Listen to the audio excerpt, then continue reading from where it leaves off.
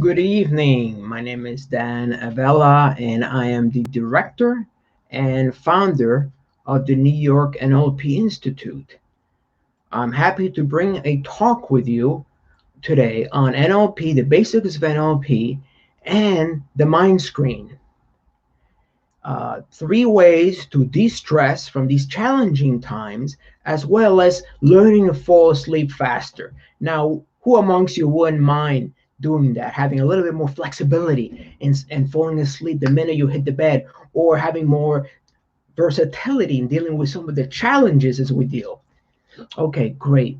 Now, the first thing I want to mention is that I want to start out with the basic cliff notes of NLP because I am not sure how many of you have heard of NLP or are familiar with NLP.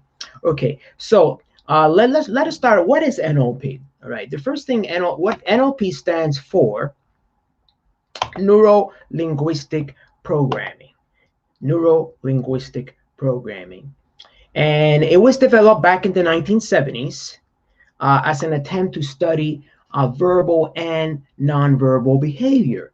Now, how many of you are familiar with that? How many of you have you heard the expression, it's not what you say, but how you say it? Nonverbal behavior means gestures, body position, facial expression, tone of voice, and so on. So NLP essentially attempts to create a model to study verbal and nonverbal behavior. Other definitions of NLP include the science of successful behavior, and others include the science of the subjective experience. So you might wonder, well, who knows NLP? Who knows it? Who uses it? Okay, so let's go and see some of the people that have used NLP. One second here. Okay. All right. Give me a second while I go.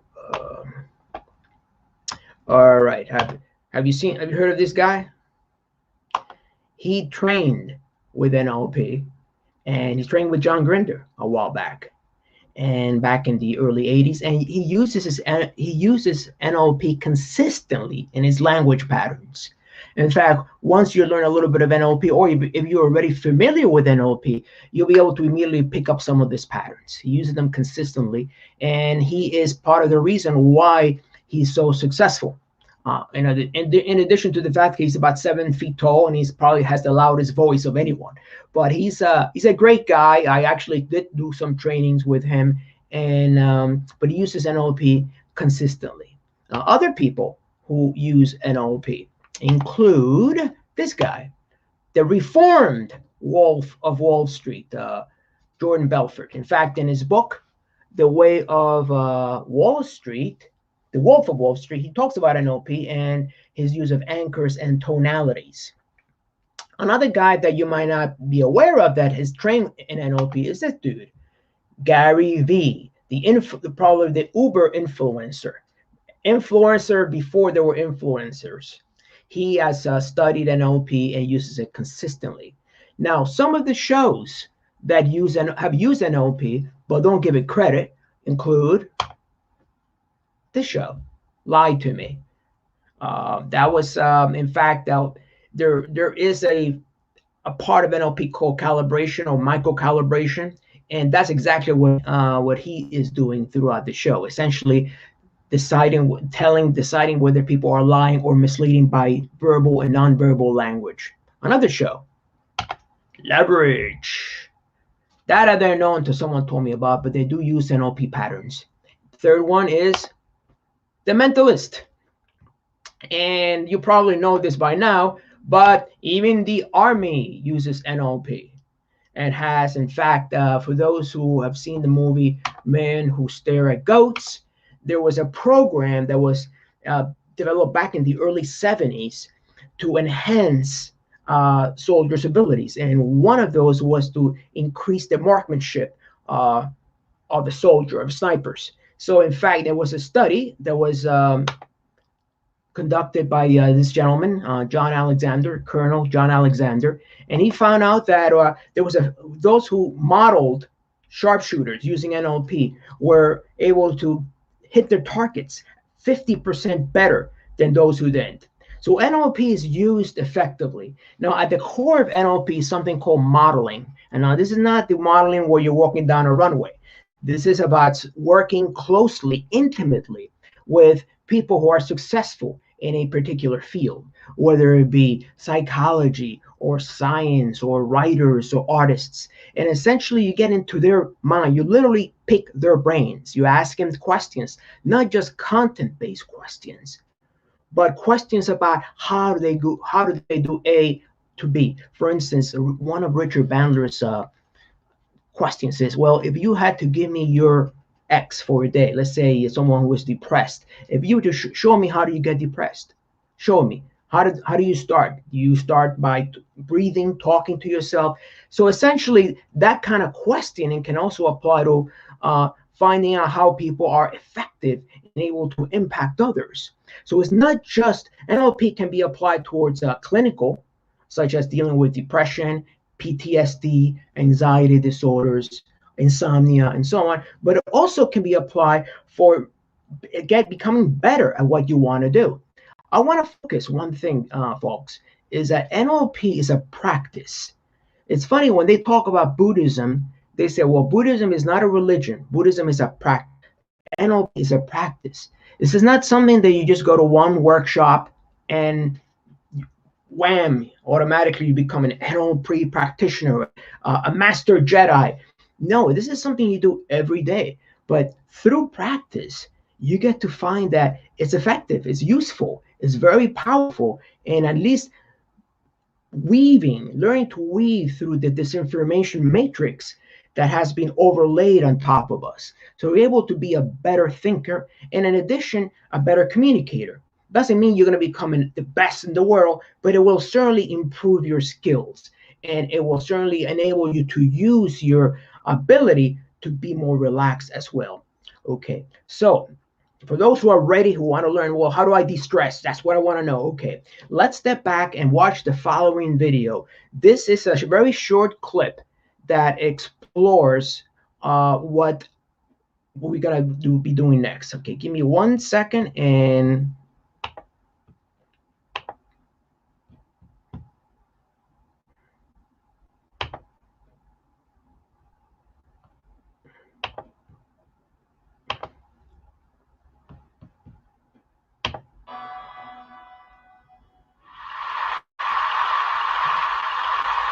Right now, you have a movie playing inside your head. It's an amazing multi-track movie.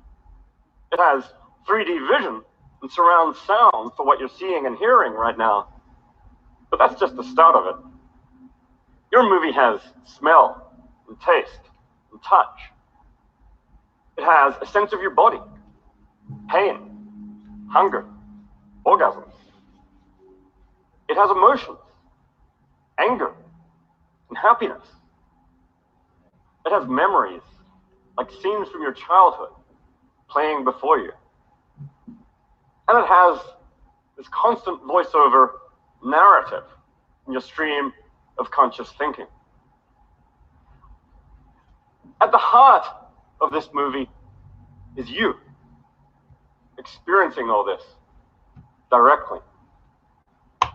This movie is your stream of consciousness. Very good. I found out about this video a few years ago, and this is exactly what Richard Bandler and John Grinder have been talking about for the last 40 years, folks. That inside of us, we have a movie. Essentially, all of reality, see it as a movie, or it's more than a movie, obviously, but it is essentially a construct. And in the center of this construct is you. So it kind of reminds me of the old quotation by Shakespeare: we're all players. Some of us are more spectators, others are more actors. But imagine you're a player inside your own movie. So the goal of NLP, as he mentioned, as David Chalmers, a consciousness philosopher, talked about, the goal of NLP is to find out what are the knobs, who are the players inside that movie. And by beginning to adjust the levels, you begin to become the director, the producer, the writer of your own movie.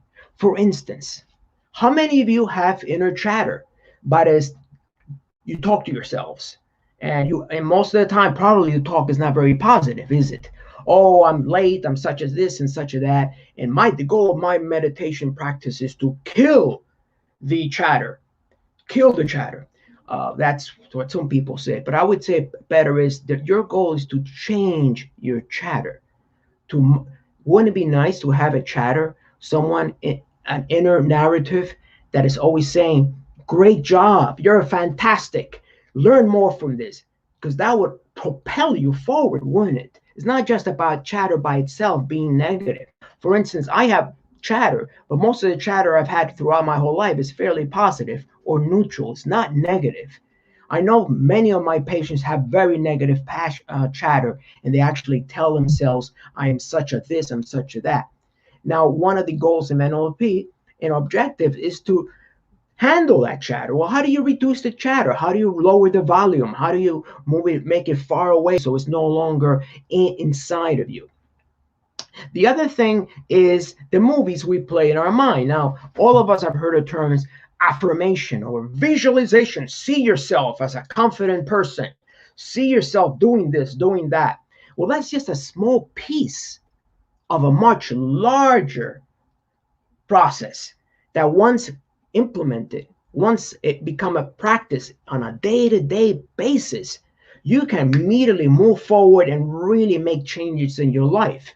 But again, I want to emphasize that it's practice. It's not just, "I'm going to program you. I'm going to put some code and all of a sudden you start spitting out all these great behaviors." No, it's a daily practice. But with every daily practice, you start building new neurosynapses, and new behaviors start emerging from that. Okay, so let's go on to something. The structure, by the way, of this movie screen is they're called NLP Submodalities. We take a look at experience through our eyes, through our nose, through our mouth, through our ears, through our touch, right? And if you listen to language patterns, people have different ways of expressing that experience. For instance, the visual block, someone might say, "Well, the picture is really big. I'm overwhelmed by the picture." Or it's clear, or it's not blurry. It's too far away, or it's near me. That's referred to as visual submodality. An auditory submodality is when you're listening to someone or you're hearing your own volume. There's a high pitch, it's a low pitch, it's loud or soft, it's near and far. In kinesthetic submodalities is hot or cold, location of a feeling, smooth and rough. Now, we go heavily into our program, but I just wanted to give you guys a basic framework how this so-called movie inside our heads exists. When you're listening to people say the image is too blurry, I can't see what you're talking about, they literally are giving you a little representation of what's going on in their head. And in fact, have you noticed that sometimes they even squint? You tell them something and they're squinting. Well, why should they be squinting if you're just telling them something? Is it because they're building an image inside their head and they're squinting in reaction to that image? Perhaps the image is too close or too far. So the goal of NLP is through a series of very specific questions, is to begin to learn how to change the volume, change the levels on those submodalities. Let's turn to something that is the favorite of a lot of people: chocolate, Godiva, right? How many of you would love to have a chocolate right now? How many of you? Just raise your hand or type it on the text. Great. Well, fantastic. Okay, so first of all, I want to ask any in the audience feels they have a compulsion to chocolate. Well, no, before we do this, I want to do the following with you guys. Look at that Godiva, that luscious Godiva chocolate. Okay. Okay, I want to start out with something very simple. Look at the chocolate, right? Imagine the picture, right? Just take a few seconds. First of all, let's take a deep breath. Okay, another deep breath. Okay, great, great. Now, look at that picture of Godiva. Just imagine your favorite chocolate in front of you. Your favorite may could be Godiva, it could be Lindt, it could be some other brand. But just imagine, and imagine how, as you're looking at that chocolate, you're having these feelings of wanting to have some chocolate, don't you? But take a quick look at that. Really imagine it. You can do it with eyes open or with eyes closed. It really doesn't matter. Just imagine that. Take that picture, bang, get it out there. Great. Now, I want you to make that picture big. It's no longer that's whatever size it is. I want you to double the size of the picture. Double it. Do it right. Just do it. It is you. You're running the show here. Just double the picture. Good. Nice, big chocolate. And now I want you to bring that picture really close to you. Really, really, really, really, really, really, really, really, really, really close to you. And as you do, pay attention to the feelings you're having. Okay. Okay, so let's stop there for a second. From those who did the experiment, please let me know what your reactions were with the chocolate. Oh, someone said, I can smell it. Good.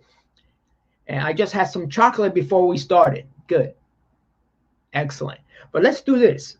Again, imagine your favorite chocolate in front of you. Imagine, let's do this right now. Imagine it. And bring it really close until it's like you can almost touch it with your nose. Take that image and bring it really close. I know it's not fair before dinner, but I'll show you something afterwards how to work with it. Bring it really, really, really, really, really, really, really, really close, right? Right? You're feeling different, aren't you? You can. Some people says you can smell it. Not fair before dinner. You are absolutely right. But now this is what you do. If it's getting a little too overwhelming, I want you to take that picture of the chocolate and move it far away. Move it to where it was originally, but now move it even further. Make it smaller, maybe this size, and then move it really out, where you can barely see it now.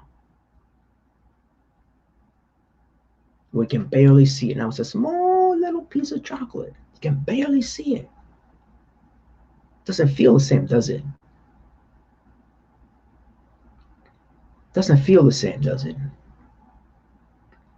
Take that chocolate and move it far away into the distance. And make the picture really, really, really, really, really tiny. How do you feel now?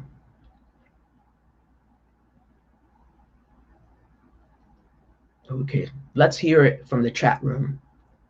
Let's hear it from the chat. Take that picture and move it far away. Far away. The picture of the chocolate. Make it tiny, very small, and throw it out into the almost where you can barely see it. Okay.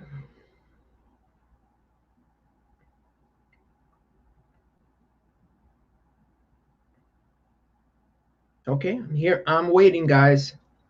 Take that picture of the chocolate. This is about really you learning to control your own visual apparatus. See, most of the time, we are the spectators in the quote unquote Shakespeare's quote. We're not the actors. We want to step in, become the actor of our own inner reality.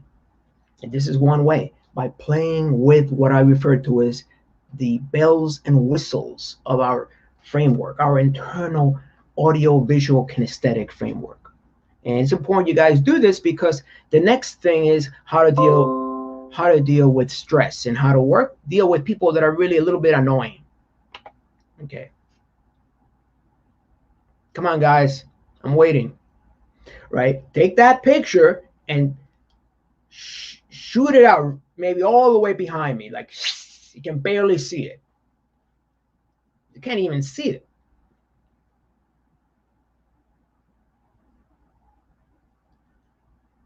Okay, yeah, you feel sorry you had to let it go. You no longer want the chocolate, correctly. Well, this is what now guys, bring the chocolate back to its normal position. So it's no longer, bring it right where it is again. So it's nice and the same size you had before. Bring it back, make it huge, make it bigger, and bring it a little bit closer to where you are. Okay. This is just one little exercise in submodality shifts, submodality movement. And the idea is that imagine you're the director, right? And you're trying to adjust the lens. And this lens that you use is the lens are your images, the images that exist inside your head. So when you're doing a telephoto, you want to make that image and shoot it out very far away, or you want to bring it real close. You're doing the same thing except with these things called submodalities. And a lot of us use them in our language and we're not even aware of what's going on. For instance, when someone tells me, I'm overwhelmed by this, right? So what I usually do is, well, let's just make this a little bit smaller. Let's take the problem, make it smaller. Let's take a closer look. Or your challenge is a little too, seems so far away. Well, let's take a closer look.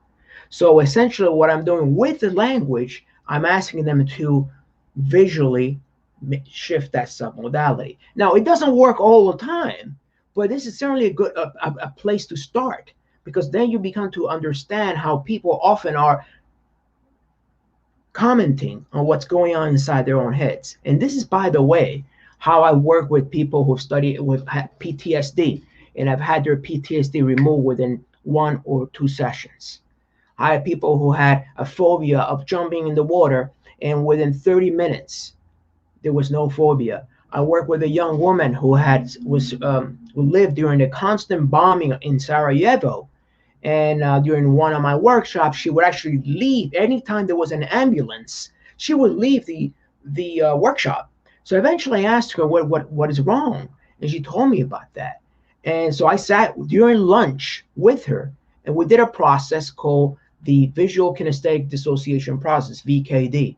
And within 30 minutes, I noticed a shift in her. I noticed afterwards that ambulances did pass by, but she was not leaving the room. I did a follow-up a few weeks later, and she told me, yes, indeed, I feel much better. It doesn't mean that I fixed her. It doesn't mean that she's perfect, but it's a step in the right direction.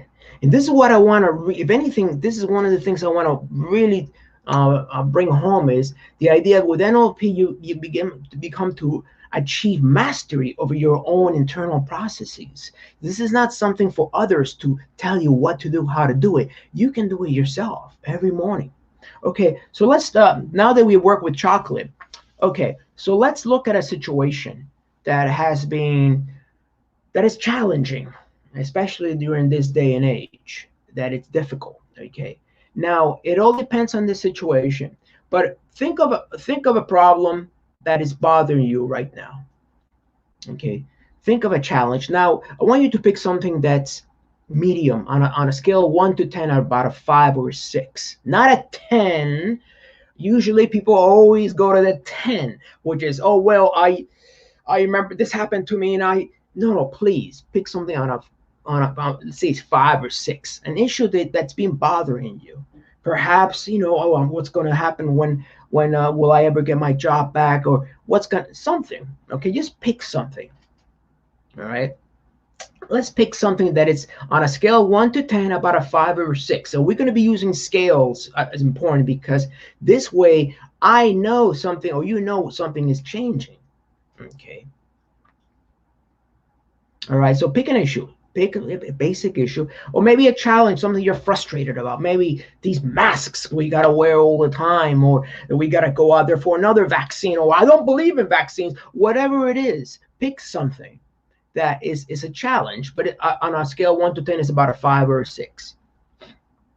Okay, take a couple seconds and let's do that. All right, good, good. Now, what we're gonna do is this. We're gonna do the same thing we did with the chocolate. Look at the image.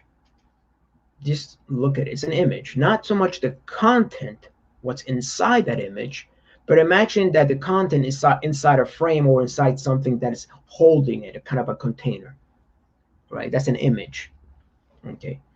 So the first thing is I want you to do is this. I want you to take that image of the thing that was bothering you or is bothering you, but what will not soon be bothering you. And I want to take that image and move it, make it a little bit smaller. Just shrink the size of the image. Keep shrinking it. You're still looking at it, but it's getting smaller. Take a few seconds and just really make it small. Make that image a little bit smaller. Good. Now, make it black and white. If it's a color, make it black and white.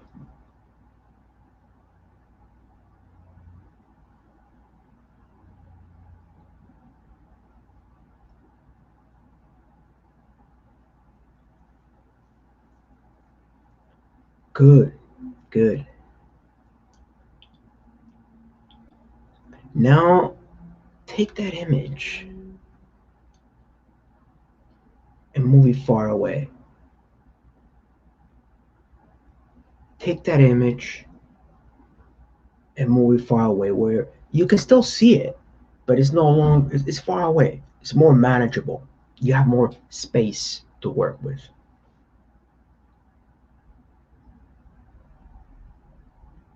Make it small. So take that image and shoot it out there.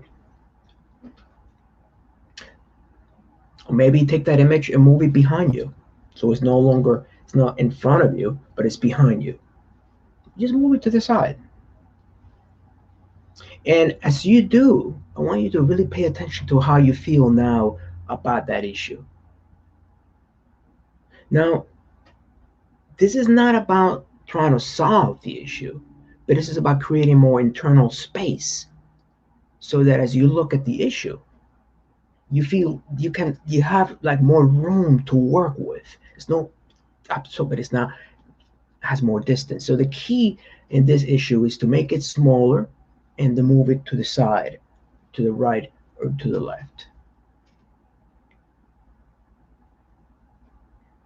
Good, good, good.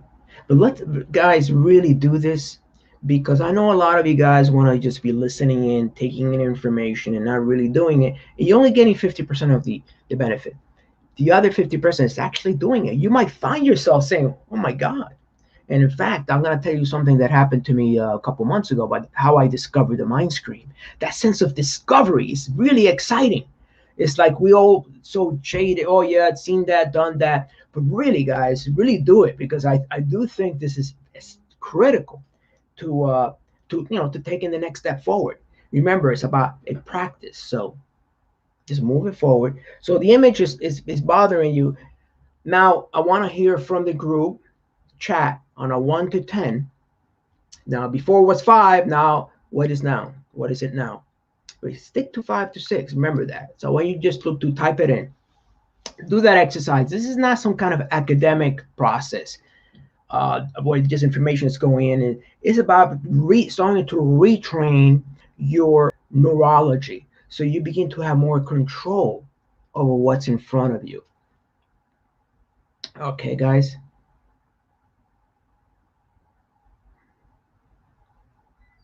Good, good. Now, this is another thing I want you guys to do. Let me, I'm definitely going to move on, but please keep adding or chatting. Definitely do the exercise, because this is really critical. Again, all right. Now, I want you to take something that's a person that is kind of a pain in the ass. Let's say, this, I don't like this guy, and he's like, or gal, it doesn't matter. But he's like, every time you meet him, like, oh, do I really have to meet this person? I want you to. This is another. Just do that. Okay. Think of someone that is every time you see this person, you're like, oh, do I really need to talk? Maybe it could be your boss, or it could be someone that's out there. Okay, good. Now 5, it was down to a 2. So I'm assuming that a 2 is less, hopefully. Good. Yeah, well, 2 is less. Great job. How does, and the key is to really do the process, because this is how you begin to really take control. Now let's take someone that is a pain, a real pain. Okay, and I did this the other days with someone one of my neighbors. Okay, you just don't. But what you do is this. I want you to imagine that person now, right? Look at the image, make it real small. Make the image of the person really small. And then I want you to, as a person is talking back to you, I want you to add Donald Duck's voice. So it's no longer their voice, it's Donald Duck. Like, you are a very selfish person. Yeah, you are a very selfish person. I don't like you. Something like that. Adam, you that is there talking to you, or you, why you I need money. Why you never helping me, or why you can't do just that. This person is talking back, but they're talking back in either Sylvester the Clown or Donald Duck or Mickey Mouse or one of those. Just add that. Great. Well, Nada, that's beautiful, because that shows you that you have a lot of control over your own neurology. You do that all the time. That's fantastic. Do it with people, but don't take them that seriously. And this is the thing about people, is that people who are really serious, uptight, the less you take them seriously, the more like out of control they get. They don't see you're stepping out of their game. It's not, you don't need to insult them. You just step out of their game. Oh, you step out of it. And they no longer feel, my God, what can I do with this person? Okay, good. All right. So another, it's like a mechanism I have. Well, yes, and isn't it beautiful? I have my doorman in my building actually never listens to music, and he listened to a lot of music in the 70s. He once told me, I asked him, well, what you never listen to music? And I said, no, you see, what you don't understand is I got something inside my head, and whenever I want to listen, let's say, to Deep Purple or Rolling Stones or Beatles, I just click that, and boom, that song Strawberry Fields pops on. I don't need to listen to the radio. And I said, wow, that's a nice thing to have. Imagine if everybody had these songs. You get Apple be out of business in no time, or Pandora, right? Yeah, we have that. We have that ability. We have the ability to retain information. The key is to be aware when that is happening. Okay. Now, so this is one way to deal with issues that are challenging. Make the picture small and move it far away. That's right. Another way is to, if something is really, it's really kind of upsetting to you. Again, let's picture of 5 to 6. I want you to do this. We went over this last week. We had to do with generative trance. I want you to, when something is bothering you, you want to put your hand over, where in your body it's bothering you. I mean, where? Usually the pain comes from either the third eye, the throat, the chest, or the stomach. So what I do not, when these things do happen, and for some reason I feel depressed or I feel unhappy or something, and or I wake up and boom, what happened? I'm supposed to be an NLP guy, and yet no, we all have that experience. Just place your hand over that area. Take a deep breath, breathe into that area, right? So let's do this for a sec. Let's do this as an exercise. Pick something that has been bothering you. Again, on a scale of 1 to 10, pick about a 5 or a 6. Maybe some anxiety, maybe something, but nothing major now. Something that is like in between, right? Put your hand over that area. It could be your chest. It could be your solar plexus. It could be your navel. It could be your throat. Generally, from the third eye or the this area, the temple, all the way down to one of those. Is really close your eyes for a second. Focus on something that has been bothering you. Take a few seconds and do that. On a scale of, make sure that it's on about a 5. Take a medium sit. And now I want you to put your hand over that area. And it's been bothering you, and you're not sure why it's been bothering you. So you just want to say to that the following. This is what I say. I'm sure you have a good reason to be upset. Or I'm sure you mean you saying to yourself, I'm sure you have a good reason to be yourself. But I want to let you know that I am here and open.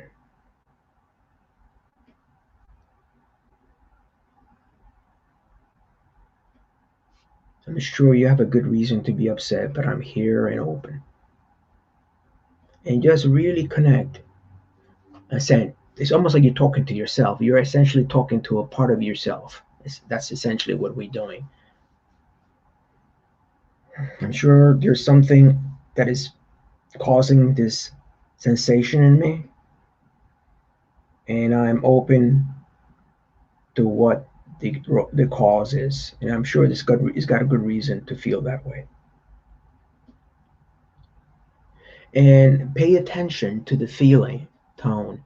If you start like feeling emotional or feeling something is happening, that's the track. Usually it's the body will tell you a lot of what's going on. Most of the time we spend way too much time in our heads, and NLP is guilty of that. And part of what I want to explore with you guys is that it's not just the head and the body are really one, and what is in the head is also in the body. So pay attention to the body as these sensations come up. But the most important thing is acknowledge them.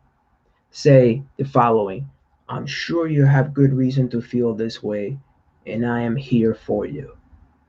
As if you're talking to someone who is 5 years old or 8 years old. Because most of the time, the things that we are upset about are triggers to things that happened to us in our childhood. Not all, many.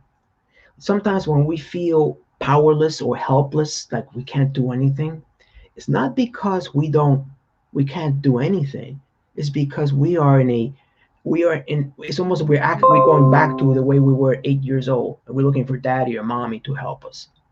So essentially, you have to be your own father and mother to yourself. Act as if.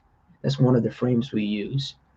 Because frankly, you all have all the resources you need to change your life right now, to get better, to move forward. You all have all the resources. We have been exposed to so much media in the last 20 years through the internet, through books. We already have that. It's not about going to a new book or a new workshop and learning the truth. The truth is inside you. But this is not a cliche. It's the truth. But it's hidden. The truth is hidden, but you got to open it up. And the way is developing a good relationship with yourself.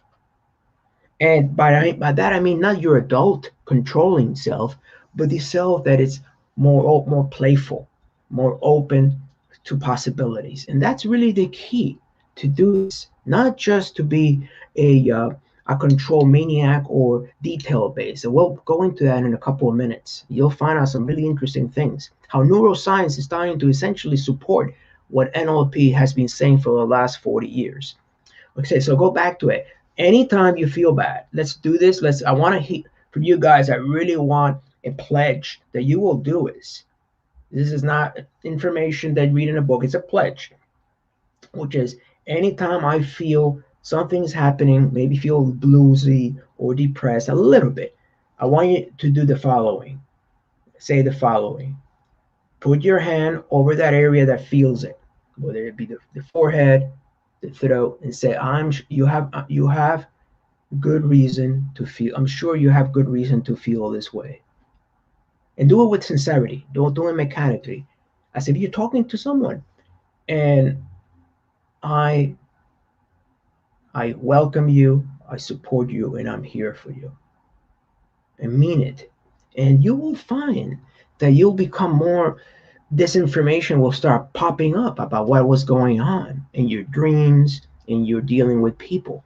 It's critical because all the information is stored in your body and your head. These are feeling states that we're just beginning to scratch the top of the iceberg on this in NLP and generative trance. So it's really critical, to really to do this as a practice. I do that in the morning. I will wake up in the morning sometimes feeling, kind of sad, unhappy.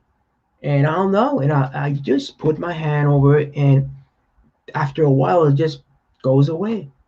I might find out what is the cause of it. Maybe something in my life I've been neglecting. But the key is keep doing that, because that will really open you up to what's other venues, other dimensions, other people, you are just one. I want you. I'm not talking about these little selves that are walking around, but it's as if like we're stuck in there. Remember the idea? You remember the show Stuck in Time, or time travels? We literally are stuck in time. Parts of us are stuck as 8-year-olds. Parts of us are stuck as 9, 10, 11, 14, 17, 18 for whatever reason. So our goal as the adult self is to go back and rescue them and connect with all these guys and say, hey, I saw you, I acknowledge you, you're welcome. Because part of Western society is to focus on left brain analytical digital processing, where in fact we got our right brain, which is more playful, more intuitive. You've heard it, you read about that. Okay, guys. So that's that covers the other part, how to deal with challenges. The third, and I don't have much time to go into that because I want to cover the sleep issue and the mind screen, is the following. When something, let's say, I worked with this gentleman recently who had a fear of flying. That was anxiety. That wasn't a phobia. That was a fear of. So I asked him, what is the matter? What's wrong? When you think of that fear, where does it first start? And he said, well, it starts here in the pit of my stomach. So I said, where does it go next? And I said, well, it kind of moves up to my chest, and then it kind of breaks up like into two branches, down my left arm and down my right arm. So I asked him to do the following. Okay, I want you to take that fear, right? What is the color? So the color is red. It's a red color. Okay. First of all, I want you to take that red and turn it into a blue color. And then I asked them, well, I want you to take that and reverse the image, reverse the direction. So imagine waves of awareness that are coming, starting from your arms, and they're merging here at the heart, and they're moving downward. Do that for a few minutes, I asked him to do. And he did. And then while he was doing that, I also said, what is it that when you're flying, what is it that most troubling? He says, what's the turbulence? The turbulence. I said, oh, the turbulence. And I asked him, well, have you ever been on a ship? Yeah, of course, all the time. When you hit the water, and sometimes you're hitting really hard, it doesn't bother you, does it? No, because I know the ship will withstand it. When I saw, well, that's exactly what you're doing, what the plane is doing when it hits turbulence, is hitting these masses of air that is pushing it, but the plane will still go where it has to go. So you see, I with that explanation, I was able to satisfy his left brain, and with the reversing the neurology, I was able to satisfy his right brain, and he was able to fly. So we all have the truth. We all have the wisdom to move forward. Is that some of us are so entrapped by the media, whether it be alt media or mainstream media or our own stories, that sometimes we don't see that the answer is right in front of you. So keep that in mind. Okay, guys? All right, look, I want to go to the next part, which is how to fall asleep. And I don't know how many of you have had trouble falling asleep, but I've had trouble. I remember back in the days of the pandemic, back in the days, right? So it's been almost a year, right? And I had some challenges. I'm telling you. I mean, anyone who tells you, no, I fall asleep like a rock, boom, he's probably lying to you. I mean, in fact, there's been a study that shows that 30% of Americans are in what's referred to as a semi-comatose state, what's referred to as post-concussion syndrome. I like to call it post-corona syndrome.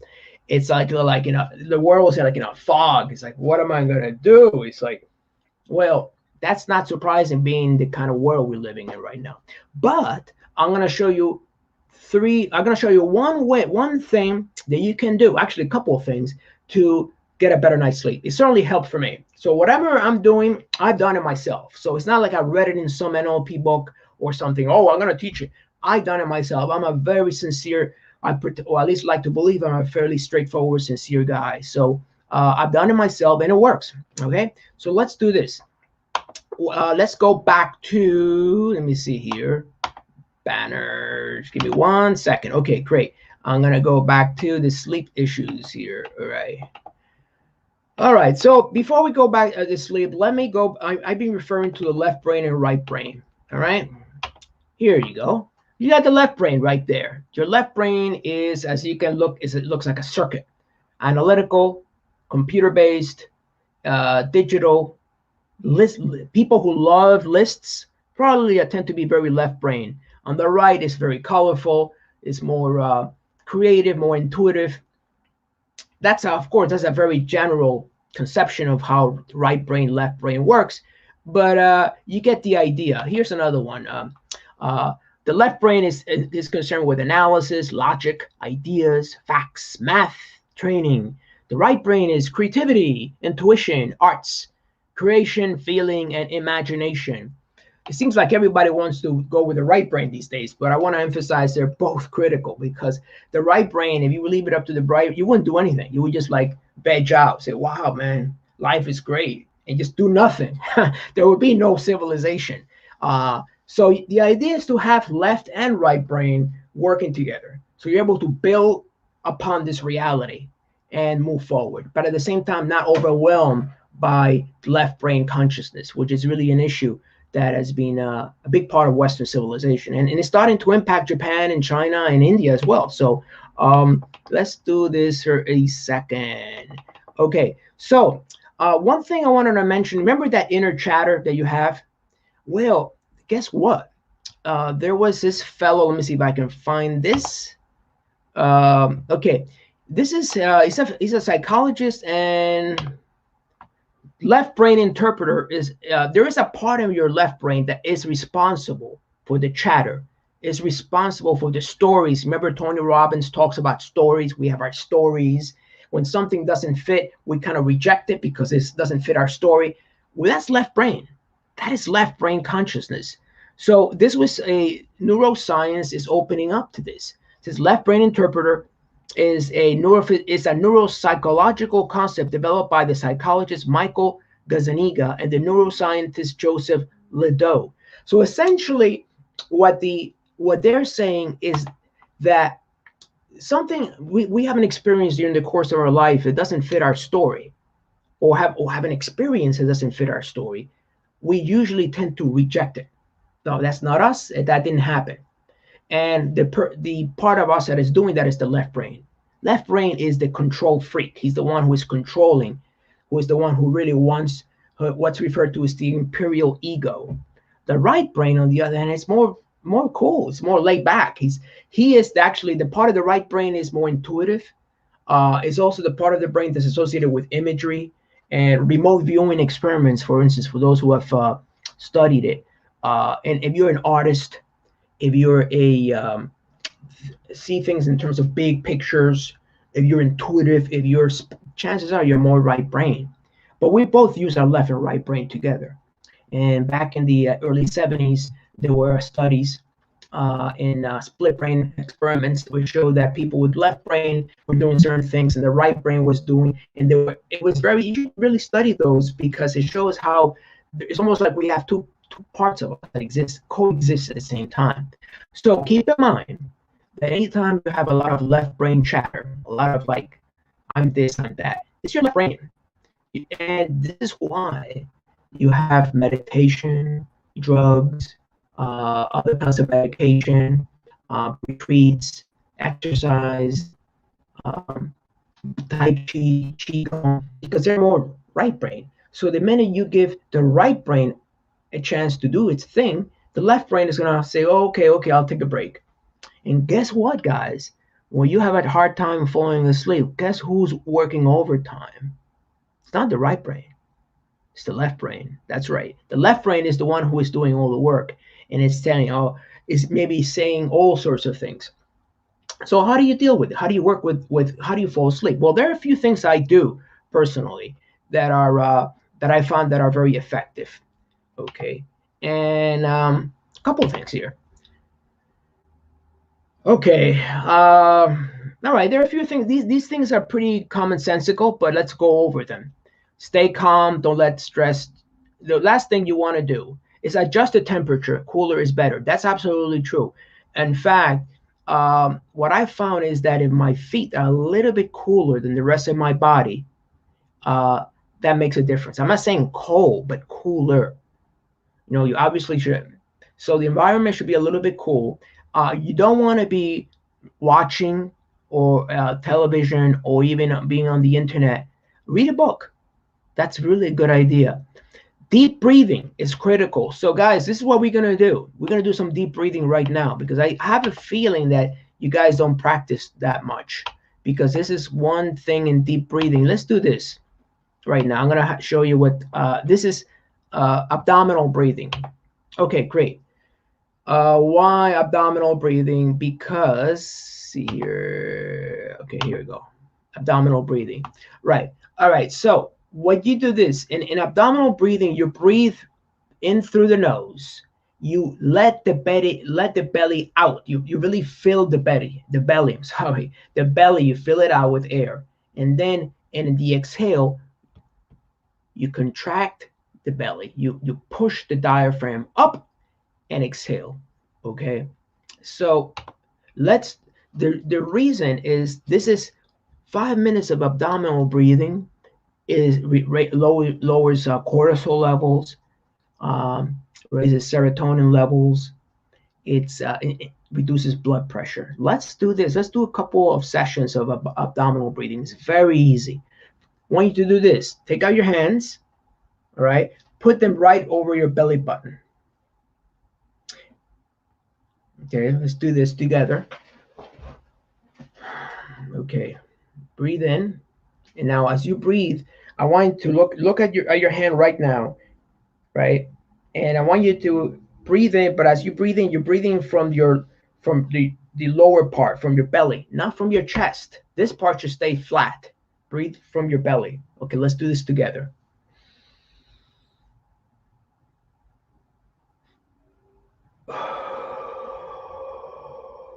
Let's do this. Let's do this 5 times. Inhale to the count of 5. Exhale to the count of 5. But do it from the stomach, not from the chest. Okay. Inhale to the count of 5.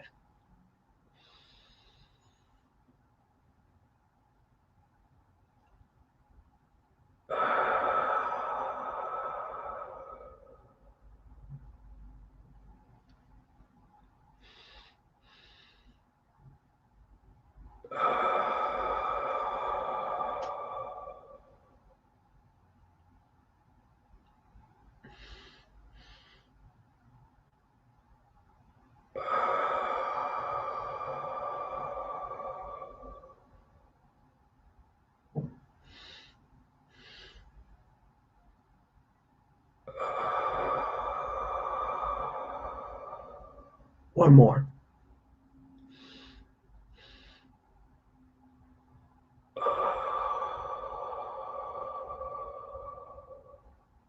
So, how do you feel now? And I want you guys to really comment on that. Just really comment on this. Just how do you feel now? You did 5 breathing.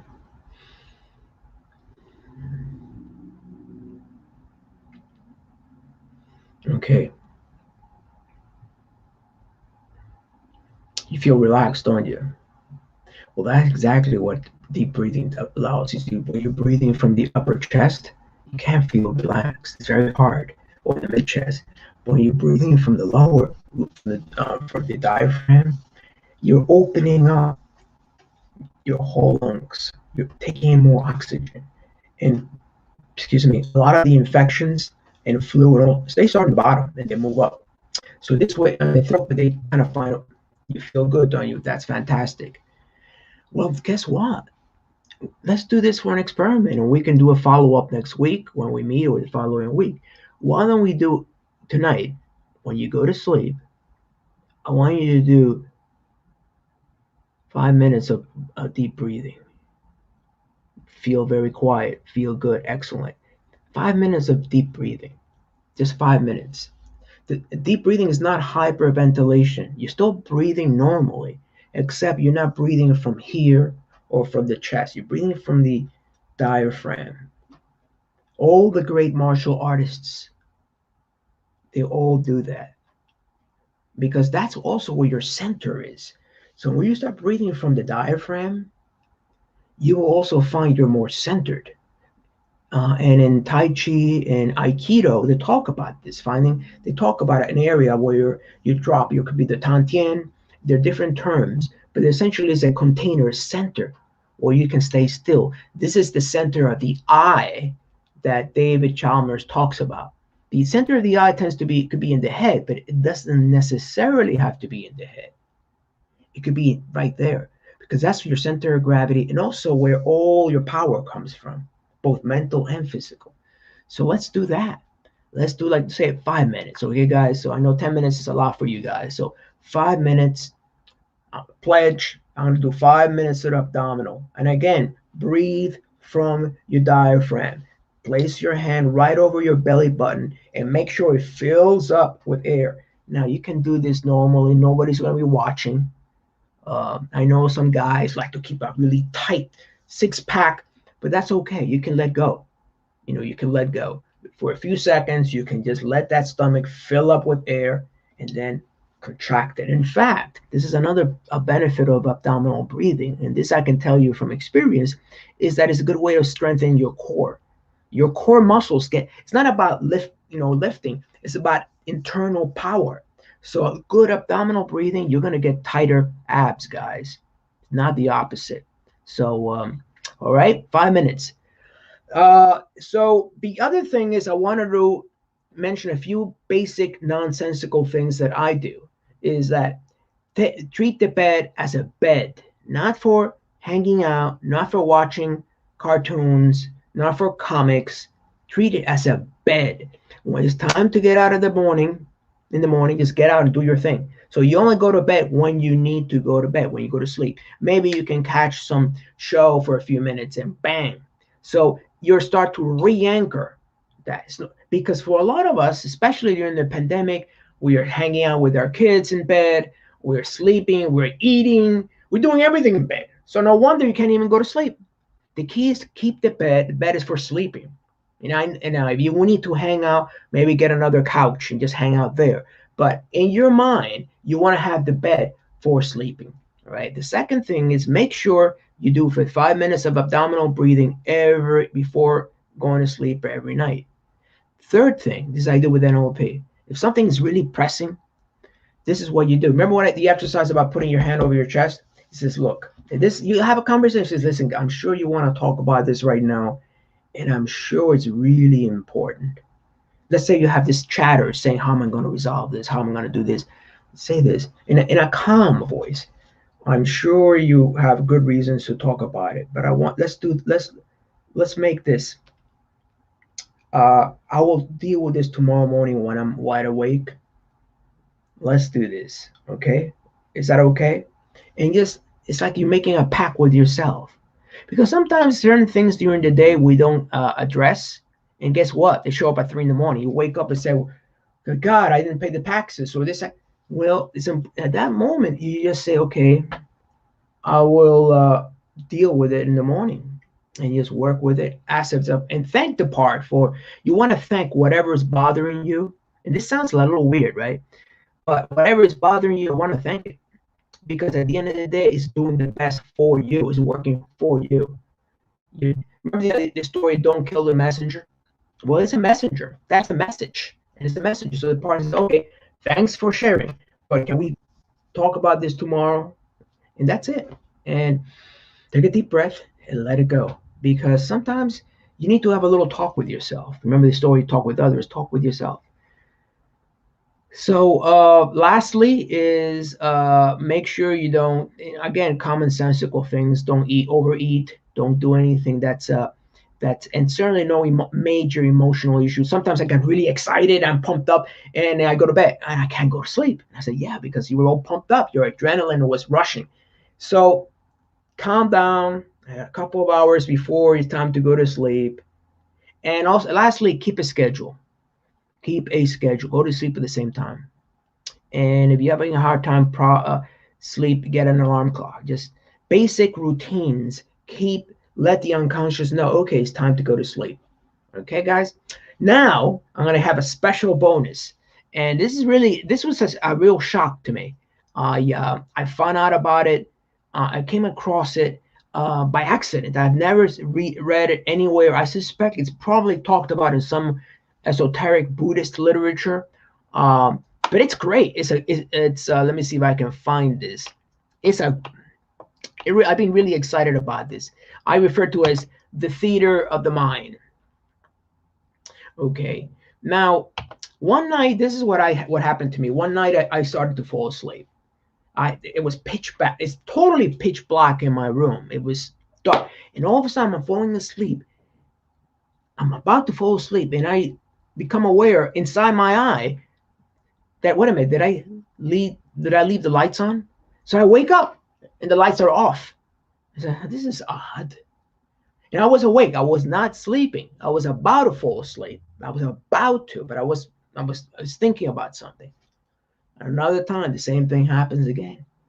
Eventually, what I found out is that there's a moment, a transitional moment between falling asleep and being awake, where something inside you lights up.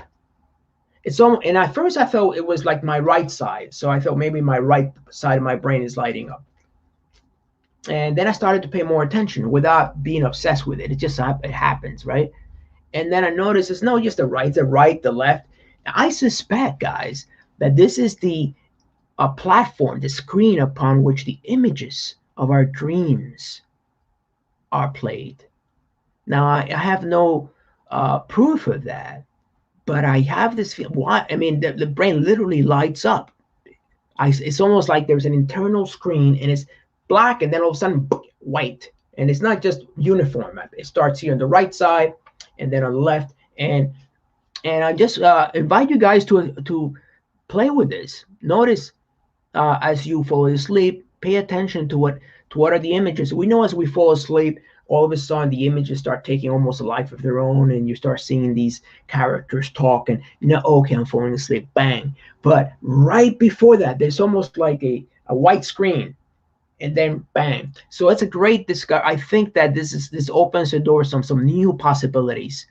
Again, it's new to me. I just found it, but I wanted to share it with you because I think there's something great there's something cool about that. And it's just your brain is like the mind screen. Remember, we talked about the theater of the mind. So when the mind, there are no external stimuli, you got the internal stimuli. So again, the best way to do it is as you fall asleep, fully relaxed, pay attention to what happens right at that moment. You might find yourself really surprised and really excited. So love to hear what you guys have to, what are some of your feedback next week. I have one question is, does frequencies affect brain waves? It depends on the frequency you talk, Nada. It depends on the kind of frequency are you talking about frequencies, external frequencies or internal? Clearly, as we fall asleep, we shift into data conscious. I don't know. I do believe, I have a feeling they do, frequencies, but sometimes the frequencies are generated by our own brain. So I'm saying you're next to a Wi-Fi generator, and It depends. There are different studies. It's not fully it's not there's no consensus on that yet, but I will definitely explore that, and maybe you want to shoot me an email afterwards as to what exactly kind of frequencies are you talking about. All right, guys, so look, this pretty much wraps it up. I'm glad you guys were troopers and did the exercise. I just wanted to let you guys know that I do have a 4-hour workshop coming up. It's on top of the chat room. If you see that bit link, I'm doing it on February 28th. The one for next week was sold out. This is a 4 hours, so I'll go into really more detail as to the sub modalities, because I'm just giving you a basic framework. And what we'll do in that workshop, we'll do this on Zoom. So everybody will get a chance to, will be able to pair off with each other and try it out on each other as well. So it's not just me, but you guys will be able to work with each other. And also, you're more than welcome to bring friends to your home, so you can also work together. So if you're interested, it's only $49, and it's right on top of the chat room. It's bit.ly, and let me know. Otherwise, look, the most important thing is spread the word, basically, that we are already there. And thank you for sticking with us. And this is the beginning of a real breakthrough. I took NLP back 30 years ago, and at that time I thought, oh my God, NLP is going to be this amazing thing that is going to be taught from first grade to 12th grade. Everybody's going to love it. And 30 years later, most people say, what is NLP? So the thing about it is this is what guys want to keep in mind. NLP, the people in power use NLP. So it's important that us use NLP and be aware of it. Don't think that NLP is not the top. The 3-letter agencies don't use NLP. They do. So when you use NLP, you're able to read through information much more effectively. So it's a way of keeping parity with these guys, and it also gives you a sense of a real focus on what life is all about, and gaining control of our own inner practices. Remember, you got the Buddhist Eastern tradition, but you also have Western tradition of practice, and this is one of the practices. So I'm hoping that this has been helpful and useful for all of you, because I do think that after 30 years, as you can tell, I'm really excited. I'm as excited as I was 30 years ago about it, because it really is a foundation. It's a foundation stone, and it doesn't mean that there isn't a continuation that goes on. And the very first thing is watch for people who are successful and whatever they do, and listen to their language patterns, not just what they say, but how they say it, how they think. In fact, I'm thinking of doing a modeling workshop, or like the one we had tonight, on that, starting with Stephen Jobs. Send me a link. Let me know what you guys think. And again, thank you for being supportive, and hope to see you real soon. All right, guys. So remember, 5 minutes of relaxation, deep breathing. Remember that. I'm watching you. All right, guys. Look, have a good night. God bless. And I'll see you real soon. Bye-bye.